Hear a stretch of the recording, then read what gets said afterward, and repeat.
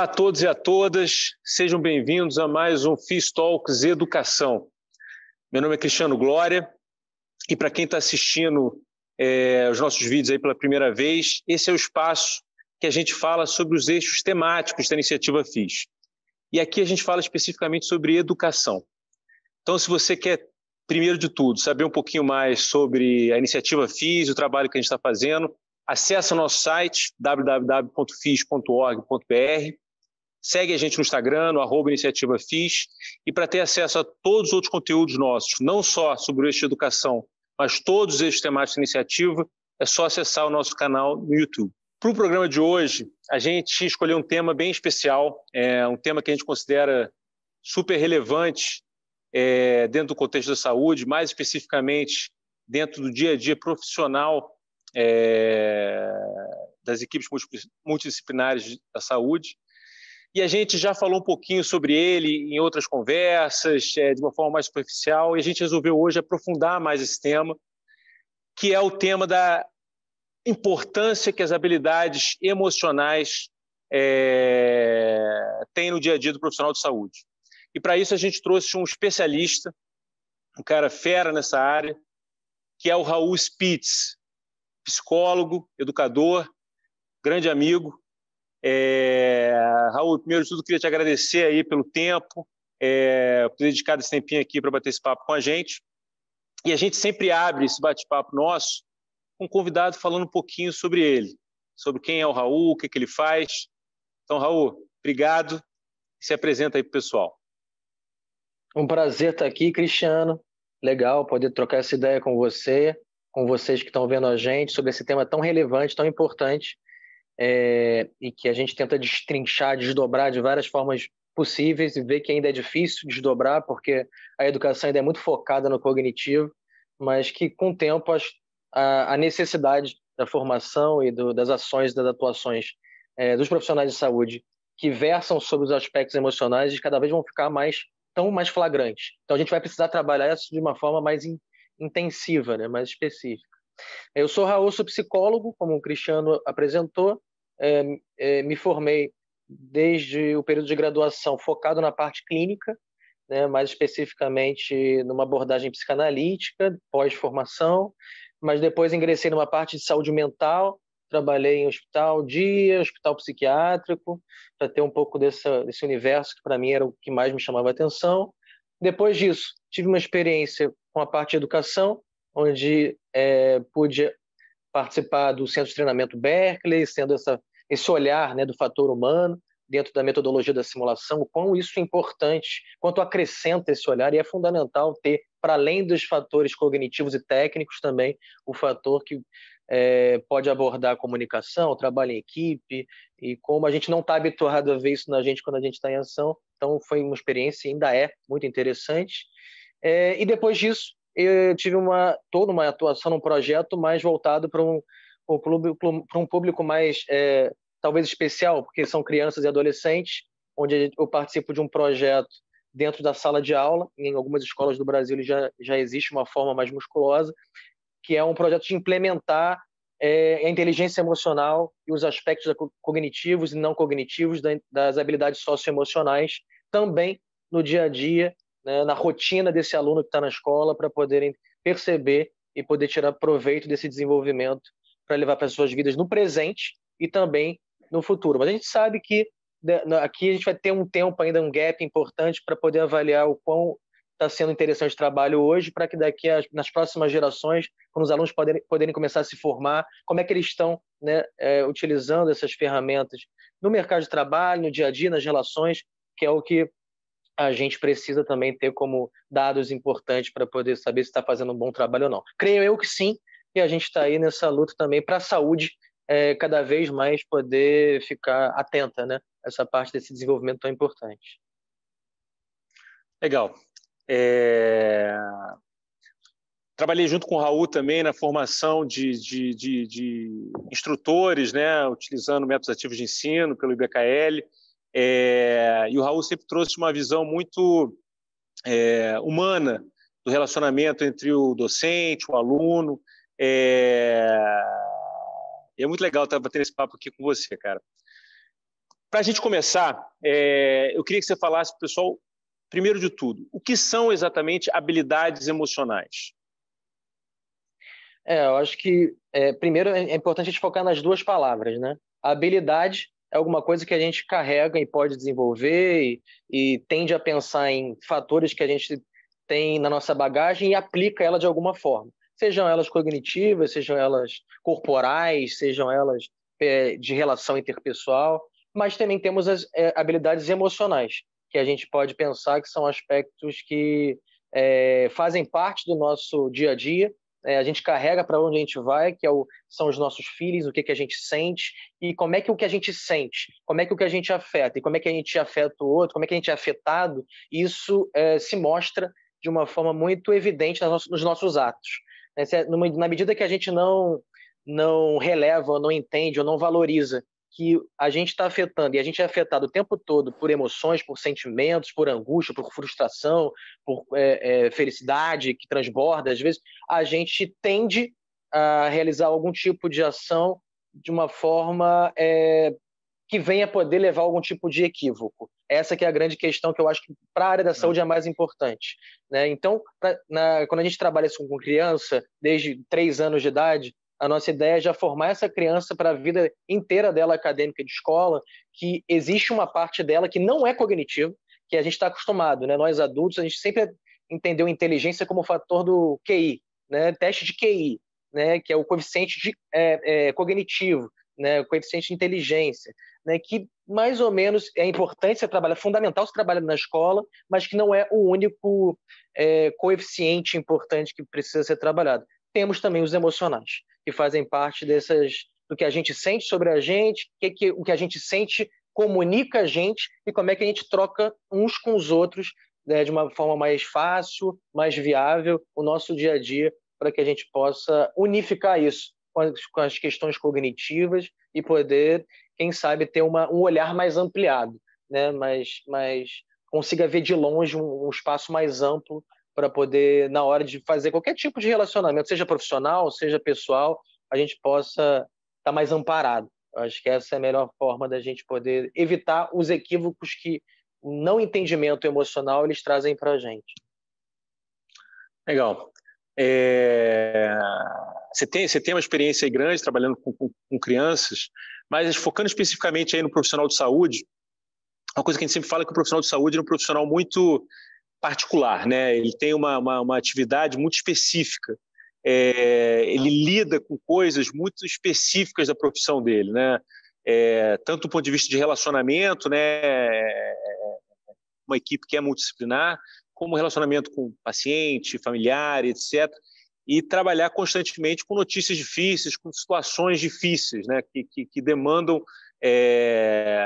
talvez uma habilidade emocional muito grande. A gente entendendo o que é a habilidade emocional, o que a gente quer trabalhar em relação a isso, isso é uma coisa que pode ser treinada, Raul. Você pode capacitar um profissional a ter uma melhor habilidade emocional? Assim, respondendo de imediato, sim, né? A gente pode fazer isso.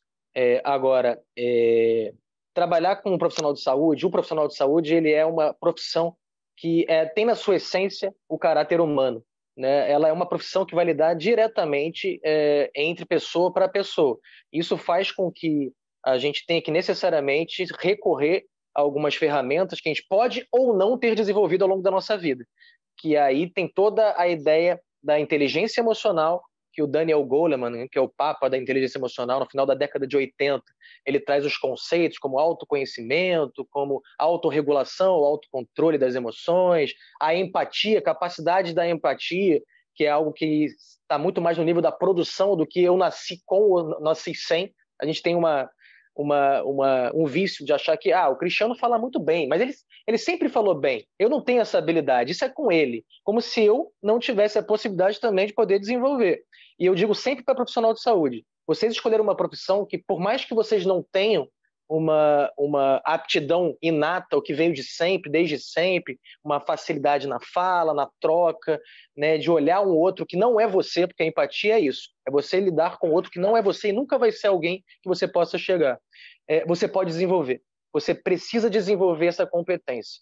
Então, os bons profissionais, eles têm esse diferencial dos profissionais que a gente percebe ao longo da nossa vida de saúde, que eu estou falando, que não tem essa troca, não tem esse olho no olho, não tem o toque, não se preocupam com a gente. O médico, quando chama o nome da gente, a gente se sente às vezes mais, né, valorizado, porque, nossa, ele sabe o meu nome. Parece pouco, mas é muita coisa para a troca humana. É a nossa maior marca, eu sempre falo isso em qualquer curso que a gente dá, a nossa maior marca que a gente carrega na vida é o nosso nome. Quando alguém fala o nosso nome, a gente já tende a comprar mais aquela ideia. E quando a gente está falando de profissional de saúde, a gente quer ser olhado. A gente, quando procura um médico ou está no hospital, né, nas mãos de um enfermeiro, de uma equipe multidisciplinar, a gente quer saber se o pessoal está atento a gente. Ninguém vai para o hospital tomar cafezinho, né? As pessoas estão lá para um sofrimento. Então, o que elas precisam é de um cuidado.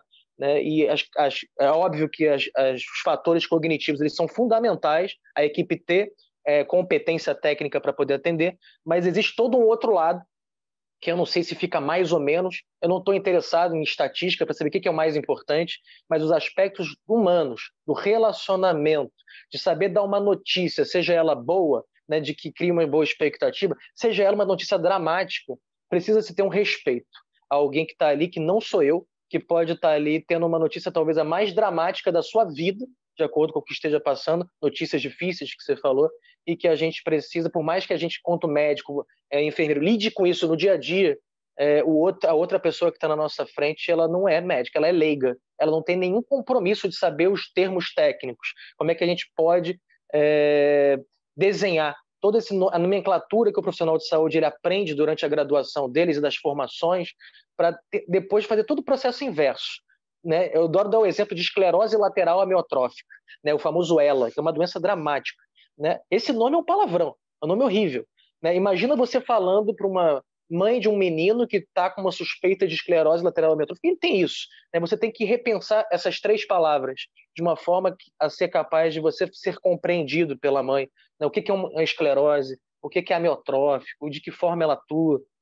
Para que aquela mulher, aquele sujeito, aquele usuário possa sair tendo sido atendido minimamente. Seja você indo pelo um bom diagnóstico correto, uma boa hipótese, seja você por ter olhado nos olhos, ter tocado, ter se colocado à disposição. Liga para mim se você precisar. Né? Quais são os médicos que trabalham? E é muito difícil fazer isso, né? Porque não é só... Eu estou falando das realidades inúmeras que existem no Brasil, não só, né, do mercado, dos hospitais particulares, mas todo também lado público, que a gente sabe da estrutura que é mais complexa, mas da gente poder, de uma forma humana, estar se colocando diante de alguém que pode estar passando por um sofrimento gigante. O que eu posso fazer, por mais que eu não tenha resposta? Que é uma outra questão também. E aí é legal fazer um diferencial entre médico e enfermeiro, porque o enfermeiro ele é formado para cuidar, e o médico ainda está sendo, né, embora esteja diminuindo, ele ainda é formado para curar. E quando o médico não tem cura, ele tende a se estressar, a se afobar, ficar ansioso, nervoso, né? Porque ele é formado para achar resposta. Está aí a própria Covid para mostrar para a própria medicina, para a tecnologia, que tem muita coisa sem resposta ainda. Né? Muita coisa que precisa de estudo, de parceria, né? de aprofundamento para que a gente possa conviver com as não respostas. Não, interessante isso, né? A gente falou da possibilidade de treinar ou não e do dia a dia desse profissional. Uma coisa que eu sempre falei muito e comento muito é que existe talvez uma falsa impressão que questões comportamentais elas são mais subjetivas. Eu vou ter um feeling ali na hora, como é que eu vou lidar com isso? Não, se isso acontecer, eu acho que eu sei como é que eu vou... Mas não necessariamente as coisas precisam ser um feeling, né? Existem protocolos, existem maneiras de você também proteger esse profissional de saúde na hora que ele vai falar um assunto difícil, um assunto complexo. E aí, pensando na capacitação desse profissional, qual a melhor maneira de você fazer isso? Porque a gente está falando de uma coisa que expõe o profissional, né? Falar sobre sentimentos, falar sobre situações, etc., claro que eu não estou falando das coisas básicas, eu não vou atender o telefone na frente do paciente, etc. Mas questões de empatia, como é que qual é a melhor maneira de você preparar esse profissional? Qual é a melhor maneira de você capacitar o profissional de saúde no que diz respeito a melhorar as habilidades comportamentais dele?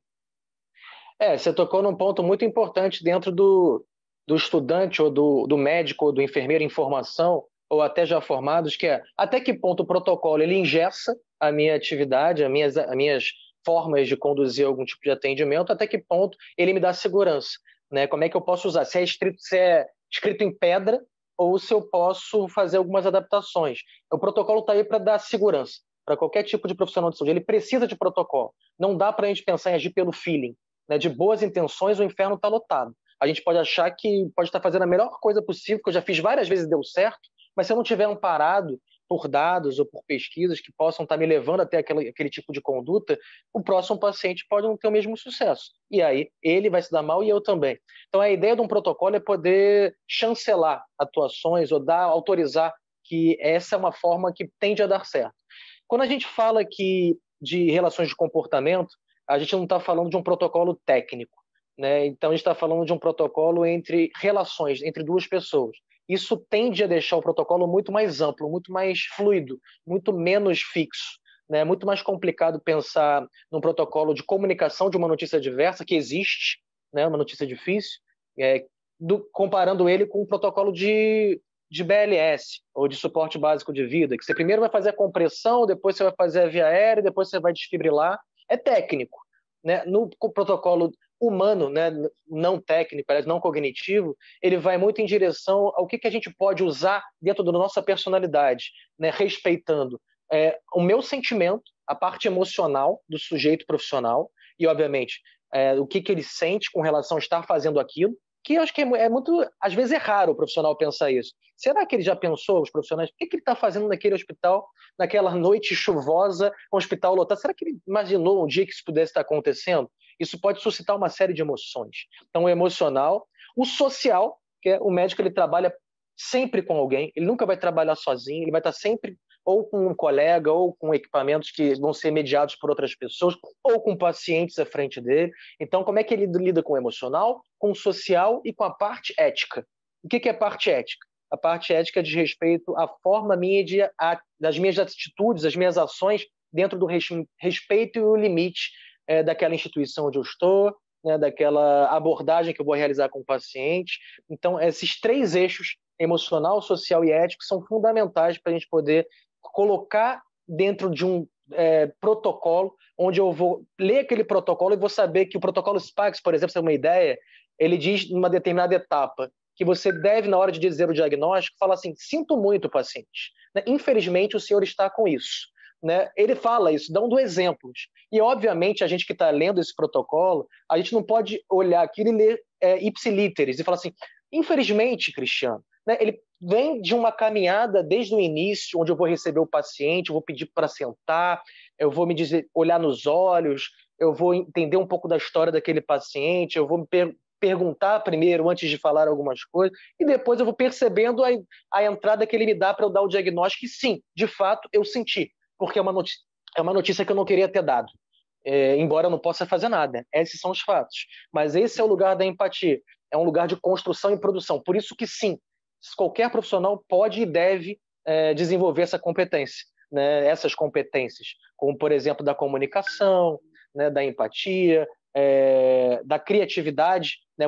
Nem todo paciente é igual ao outro. Eu tive muito sucesso com o meu paciente Cristiano, mas aí chega o João. Ele não é o Cristiano. Então, por que eu vou fazer da mesma forma que eu fiz com o João ou que eu fiz com o Cristiano? Não faz sentido. Eles são pessoas diferentes. Então, como é que eu vou criar uma outra atmosfera a partir do meu interesse, da minha percepção, do meu tato, do meu raciocínio lógico, raciocínio crítico que eu possa fazer, estabelecendo um entendimento de tudo que eu tenho que fazer, das minhas obrigações enquanto profissional de saúde, para ter que relatar algum tipo de situação para um paciente, o que eu não posso deixar de falar, o que eu posso deixar de falar para um paciente.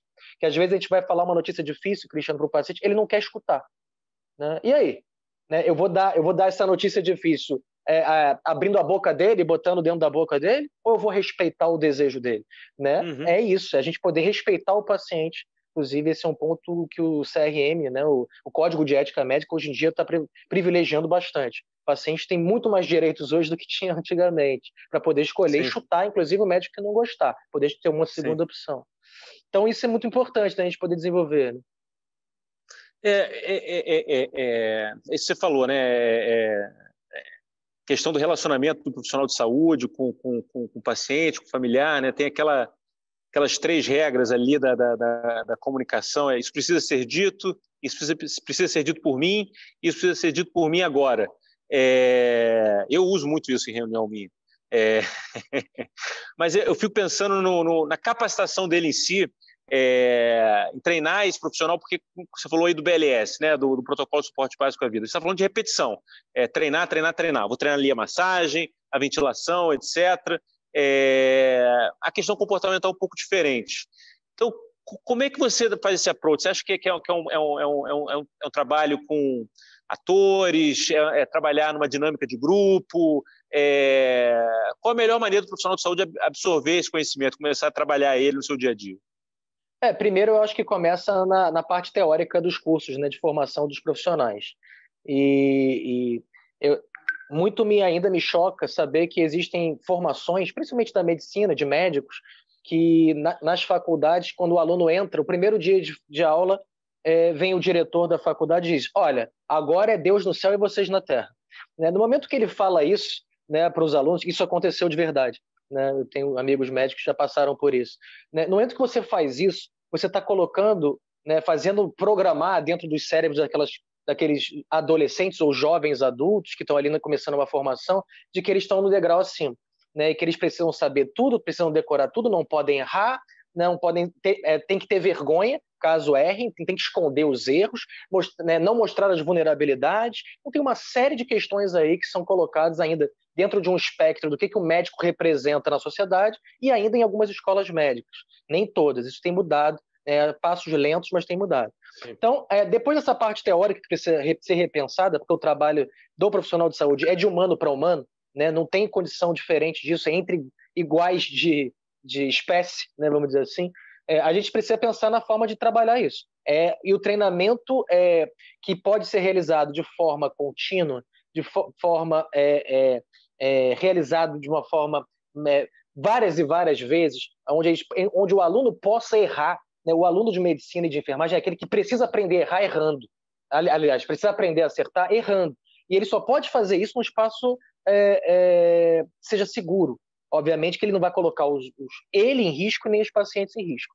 Então, a melhor forma de eu entender que esse profissional ele pode, seja ele estudante, seja ele profissional, ainda mais os profissionais que já estão treinados há muito tempo, em locais onde eles estejam seguros, eles possam errar, eles possam matar, entre aspas, um manequim ou um simulador real de paciente, que não é um ser humano, e ele possa discutir sobre o que levou a ele a errar. Porque muitas vezes ele tem os aspectos cognitivos dentro da cabeça dele, todos certinhos, padronizados, é aquele cara que decorou o livro, sabe tudo, mas na hora do atendimento em si, e quando a gente simula isso com atores ou entre os próprios alunos, a gente sabe que a gente ultrapassa de uma forma significativa os fatores cognitivos, entra aí as distrações, né, como é que aquele sujeito está vivendo na vida dele naquele momento, se perdeu alguém, se ganhou na loteria, se vai casar, se vai separar, se está para nascer um filho, tudo isso influencia, né, o sujeito naquele momento de atuação. Isso sendo realizado num treinamento, numa capacitação,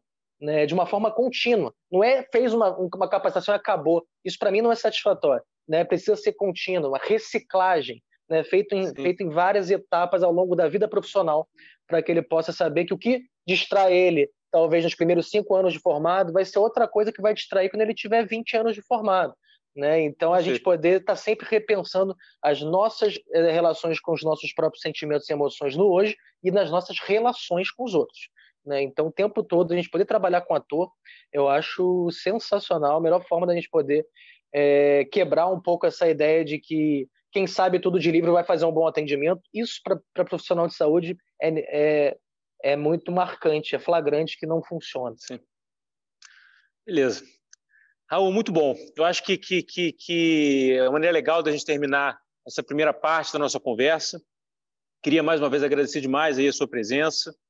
E você que está assistindo a gente, de novo, se quiser saber um pouquinho mais sobre a Iniciativa FIS, acesse o nosso site www.fis.org.br, segue a gente no Instagram, no @IniciativaFIS, e para ter acesso a todos os conteúdos da Iniciativa FIS, é só entrar na nossa página do YouTube, marca o sininho para ficar atualizado sempre que a gente lançar uma coisa nova. Pessoal, obrigado e até daqui a pouco.